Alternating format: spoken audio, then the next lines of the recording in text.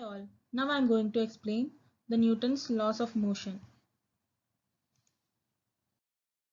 Sir Isaac Newton introduced the three laws of motion in 1687.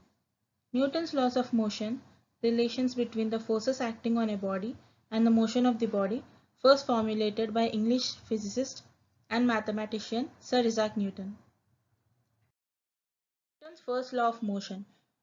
Newton's first law of motion states that a body at rest or uniform motion will continue to be at rest or uniform motion until and unless a net external force acts on it. Suppose a block is kept on the floor, it will remain at rest until we apply some external force to it. Also, we know that it takes us more effort or force to move a heavy mass. This is directly related to the property known as inertia. Hence, the first law of motion is also known as the law of inertia. Newton's second law of motion. This law describes what happens to the massive body when acted upon an external force. The law states that the force acting on the body is equal to the product of its mass and acceleration. Mathematically, we can express the law as F equal to ma.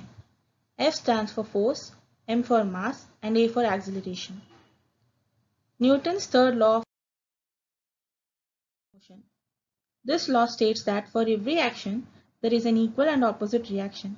What this means is that pushing on an object causes that object to push back against you, the exact same amount, but in the opposite direction. Thank you.